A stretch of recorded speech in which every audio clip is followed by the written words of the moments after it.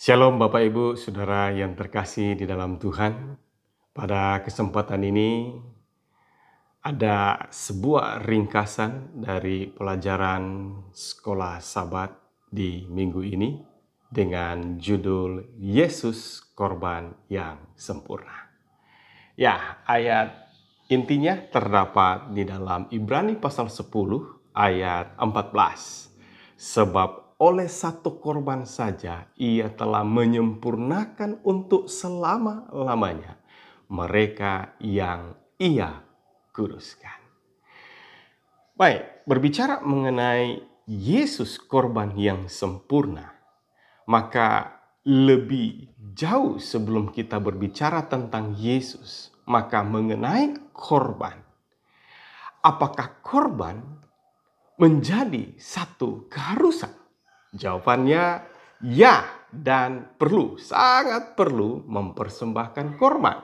Sebab di dalam Ibrani pasal 8 ayat 3 menyebutkan, sebab setiap imam besar ditetapkan untuk mempersembahkan korban dan persembahan. Dan karena itu Yesus perlu mempunyai sesuatu untuk dipersembahkan. Memang betul perlu, tetapi mengapa? Mengapa perlu untuk membawa atau mempersembahkan korban? Di dalam pelayanan Ka'bah, pengorbanan hewan adalah sarana keselamatan sampai Yesus datang pada kali yang kedua. Karena di dalam Ibrani pasal 9 ayat 22, tanpa penumpahan darah tidak ada pengampunan. Baik, lalu apa yang dipersembahkan oleh Yesus? Jawabannya adalah ia mempersembahkan dirinya sendiri. Ibrani pasal 7 ayat 27. Sebab hal itu telah dilakukannya satu kali untuk selama-lamanya ketika ia mempersembahkan dirinya sendiri sebagai korban. Kita masuk kepada inti daripada pelajaran Sekolah Sabat kita pada minggu ini dengan sebuah pertanyaan. Apa yang membuat Yesus menjadi atau adalah korban yang sempurna? Tentunya melalui korban Yesus paling tidak ada 3 hal yang dapat menjadikan korban Yesus begitu sempurna, yaitu adalah eminensi atau keunggulan, dan kemudian efisiensi, dan juga signifikansinya. Baik, mari kita lihat yang pertama, sehubungan dengan eminensi atau keunggulan. Yang dikorbankan adalah korban diri Yesus sendiri, bukanlah korban binatang. Jadi sudah bisa lihat bagaimana ini lebih unggul, dan itu yang membuat korban Yesus sempurna. Kemudian dari korban Yesus, darah mulia tercurah, tertumpah, bukan darah fana dari korban binatang. Dan kemudian Yesus, korban Yesus adalah wujud asli. Sedangkan korban binatang itu hanyalah perlambangan. Karena di dalam Ibrani pasal 9 ayat 23 menyebutkan, tetapi segala sesuatu yang melambangkan apa yang ada di sorga haruslah ditahirkan secara demikian, tetapi benda-benda sorgawi sendiri oleh persembahan-persembahan yang lebih baik daripada itu.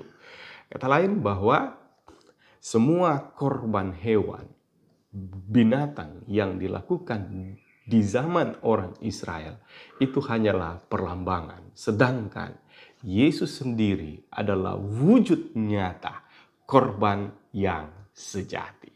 Sedangkan yang kedua, dari segi efisiensi, kita mengetahui bahwa korban Yesus hanya sekali saja. Sedangkan korban binatang itu dilakukan berkali-kali. Kemudian korban Yesus dilakukan sekali untuk selama-lamanya. Sedangkan korban hewan, ya hanya sekali untuk satu kasus, per satu kasus. Kemudian korban Yesus mengcover atau mencakup keseluruhan umat manusia yang berdosa dari segala zaman, sedangkan korban binatang hanya mengcover satu pribadi per pelanggaran. Satu pribadi untuk satu pelanggaran. Kemudian dari segi signifikansinya, jadi korban Yesus memiliki secara signifikan, sangat signifikan, memberikan dampak yang luar biasa dan itu menjadi pengharapan kita. Yang pertama adalah menghapus dan menanggung dosa. Ibrani pasal 9 ayat 26. Tetapi sekarang ia hanya satu kali saja menyatakan dirinya pada zaman akhir untuk menghapus dosa oleh korbannya. Kemudian Ibrani pasal 9 ayat 28. Demikian pula Kristus hanya satu kali saja mengorbankan dirinya untuk menanggung dosa orang banyak.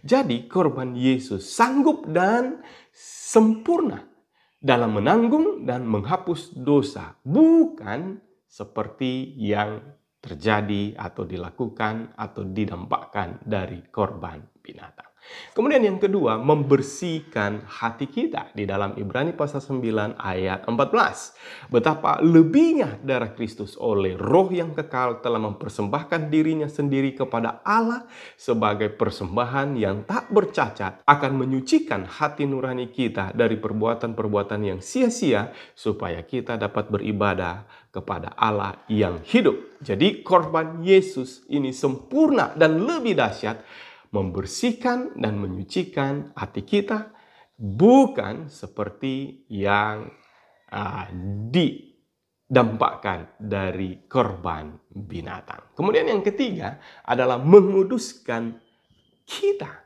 Ibrani pasal 10 ayat 10. Dan karena kehendaknya, inilah kita telah dikuduskan satu kali untuk selama-lamanya oleh persembahan tubuh Yesus Kristus. Inilah kata Paulus, ya. Jadi korban sempurna, korban Yesus ini sempurna dalam menguduskan kita, bukan seperti korban binatang. Kemudian yang keempat adalah menyempurnakan kita yang telah dikuduskannya. Ibrani pasal 10 ayat 14 yang menjadi ayat inti kita dalam minggu ini. Sebab oleh satu korban saja ia telah menyempurnakan untuk selama-lamanya mereka yang ia kuduskan. Jadi korban Yesus begitu sempurna dalam menyempurnakan kita yang dikuduskannya, bukan seperti korban binatang. Kemudian yang terakhir, yang kelima, mendapat akses dekat kepada Tuhan. Jika kita membaca Ibrani pasal 10 mulai dari ayat 19 sampai 22, disebutkan, jadi saudara-saudara, oleh darah Yesus kita sekarang penuh keberanian dapat masuk ke dalam tempat kudus, karena ia telah membuka jalan yang baru dan hidup bagi kita melalui tabir, yaitu dirinya sendiri. Karena itu, marilah kita menghadap Allah dengan hati yang tulus ikhlas dan keyakinan iman yang teguh, oleh karena hati kita telah dibersihkan dari hati nurani yang jahat dan tubuh kita telah dibasuh dengan air yang murni. Jadi korban Yesus adalah sempurna karena sempurna dalam memberi kita keberanian dalam menghampiri Tuhan dan memberikan jalan akses kepadanya untuk lebih dekat kepadanya, bukan seperti korban binatang. Demikianlah kitab Ibrani memberikan gambaran detail tentang Yesus yang adalah korban yang sempurna. Lalu apakah yang menjadi refleksi untuk kita dalam meyakini Yesus sebagai korban yang sempurna? Yang pertama, bersyukur untuk jasa pengorbanan Yesus. Kemudian yang kedua, menjadikan pengorbanan Yesus sebagai motivasi kasih kita kepadanya. Dan yang ketiga, membiarkan dan mengizinkan kuasa darahnya bekerja dalam menghapus dosa kita, membersihkan, menguduskan, dan menyempurnakan akan hidup kita. Sedangkan yang keempat, membawa diri kita untuk lebih dekat kepadanya. Kiranya ringkasan pelajaran Sekolah Sabat, Yesus korban yang sempurna, akan boleh menolong kita memahaminya dan mendapatkan pengertian yang luas hubungan dengan apa yang kita pelajari di minggu ini. Terima kasih Tuhan, kiranya ringkasan pelajaran Sekolah Sabat ini boleh menolong kami memahami sepenuhnya tentang pengorbanan Yesus yang luar biasa bagi kami. Kami mensyukuri akan pengorbanan-Mu. Biarlah Tuhan bantu kami boleh dosa kami diampuni, dan kemudian kami boleh dimurnikan, disucikan, dikuduskan, disempurnakan. Bantu kami untuk semakin lebih dekat kepadamu ya Tuhan. Di dalam anakmu Yesus Kristus, Tuhan kami berdoa. Amin.